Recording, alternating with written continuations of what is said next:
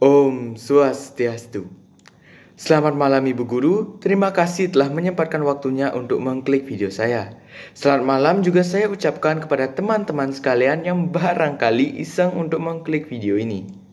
Perkenalkan, saya Made Grahari Wardana, nomor absen 23 dari kelas 11 MIPA 1. Pada kesempatan kali ini saya akan memaparkan hasil analisa saya terkait gambar nomor 4, yaitu perbudakan. Baik, langsung saja saya mulai analisa saya. Sila kedua Pancasila, sebagaimana telah kita ketahui, berbunyi kemanusiaan yang adil dan beradab. Sila kedua Pancasila ini erat kaitannya dengan hak asasi manusia. Secara umum, hak asasi manusia adalah hak yang melekat pada diri manusia dan telah ada semenjak manusia itu dilahirkan. Terdapat 3 komponen utama dalam hak asasi manusia, yaitu hak untuk hidup, hak untuk bebas, dan hak untuk bahagia. Sayangnya, dewasa ini ketiga hak tersebut mulai disalahartikan oleh oknum-oknum tertentu, sehingga menyebabkan berbagai pelanggaran terhadap hak asasi manusia, seperti bullying, pelecehan seksual, tawuran, pembunuhan, dan perbudakan. Secara umum, perbudakan adalah sistem yang dimana manusia atau sekelompok manusia direnggut kebebasannya oleh suatu individu atau kelompok manusia lainnya. Nah, gambar nomor 4 pada PDF yang Ibu berikan merupakan salah satu sketsa atau gambaran dari perbudakan, yang dimana terlihat ada seorang pria dengan ikon teriak yang memaksa sekelompok wanita untuk menuruti kehendaknya. Di sini juga terlihat sekelompok wanita ini dirantai oleh si pria yang menandakan bahwa sekelompok wanita ini tidak bebas sepenuhnya. Nah, ketidakbebasan ini menyebabkan wanita pada gambar kehilangan kebahagiaannya. Dapat terlihat di sini sekelompok wanita ini terlihat murung ya. Nah, oleh karena wanita ini merasa kebebasannya dan kebahagiaannya direnggut oleh si pria ini, maka mungkin salah satu atau sekelompok wanita ini sudah tidak memiliki motivasi untuk hidup dan mungkin memiliki niat untuk bunuh diri. Oke.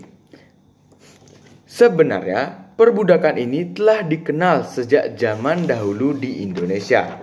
Salah satu kasus nyata perbudakan pada zaman dahulu adalah penjajahan yang dilakukan oleh Belanda selama 350 tahun atau 3,5 abad.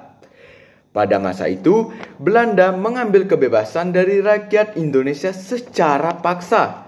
2 sistem perbudakan dari Belanda yang terkenal adalah kerja paksa atau kerja rodi dan tanam paksa atau kulturstelsel. Yang dimana kedua sistem ini mengambil hak untuk hidup, bahagia, dan bebas dari rakyat Indonesia. Oke, itu tadi adalah implementasi perbudakan pada zaman dahulu. Namun gimana ya kalau sekarang? Ada gak sih kasus perbudakan? Jawabannya tentu saja masih ada. Kasus nyata perbudakan pada zaman sekarang itu adalah kerangkeng manusia yang dibuat oleh Bupati Langkat. Langkat ini merupakan salah satu daerah di Sumatera Utara, yang dimana kasus ini sempat viral di akhir bulan Januari 2022. Kerangkeng manusia merupakan salah satu implementasi perbudakan yang bertujuan agar manusia yang ada dalam kerangkeng tersebut tidak mendapat kebebasan untuk beraktivitas di luar. Kerangkeng manusia ini sudah jelas melanggar hak asasi manusia karena tidak memenuhi 3 komponen utama dari hak asasi manusia, yaitu hidup, bebas, bahagia. Berdasarkan hasil analisa terhadap perbudakan, diketahui bahwa perbudakan merupakan salah satu bentuk penyimpangan hak asasi manusia yang tidak boleh dianggap remeh, karena perbudakan itu tidak memenuhi 3 komponen utama HAM, yaitu hidup, bahagia, dan bebas. Oleh karena itu, saat ini ada dasar hukum yang mengatur terkait dengan tindak perbudakan, yaitu Peraturan Perundang-undangan Nomor 21 Tahun 2007, yang dimana Peraturan Perundangan Nomor 21 Tahun 2007 ini menjelaskan tentang konsep dari perbudakan itu sendiri. Nah, dalam pasal 2 Undang-Undang Nomor 21 Tahun 2007 juga dijelaskan tindak pidana atau hukuman yang dapat dijerat yang dapat diberikan kepada pelaku perbudakan, yaitu pelaku perbudakan pada pasal 2 Undang-Undang Nomor 21 Tahun 2007 itu dipidana penjara paling singkat 3 tahun dan paling lama 15 tahun.